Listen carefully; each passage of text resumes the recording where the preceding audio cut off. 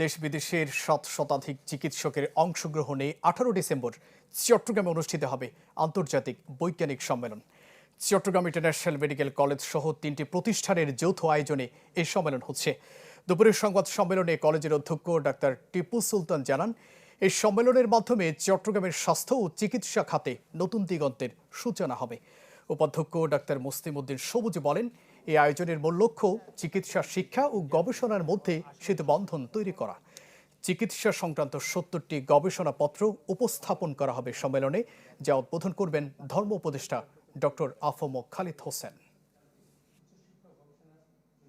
এখানে 70টা বেশি গবেষণা প্রবন্ধ উপস্থাপিত হবে। এই প্রবন্ধে medicine, surgery, public health, basic sciences, dentistry বিভিন্ন সমসাময়িক চ্যালেঞ্জ ও উদ্ভাবনী সমাধান তুলে ধরা হবে।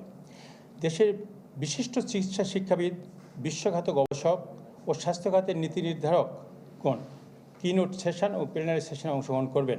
ডাক্তারদের জন্য স্বতন্ত্র রিসার্চ ইউনিট নেই, একমাত্র মেডিকেল কলেজ যেখানে স্বতন্ত্র রিসার্চ সেল আছে, রিসার্চ ইউনিট আছে, যার কারণে গত 2 বছরে হাইয়েস্ট একটা ইউনিভার্সিটি তো এতটুকু থাকে কিনা জানি না, 138টা রিসার্চ পেপার পাবলিশ হয়েছে আমাদের এখান থেকে।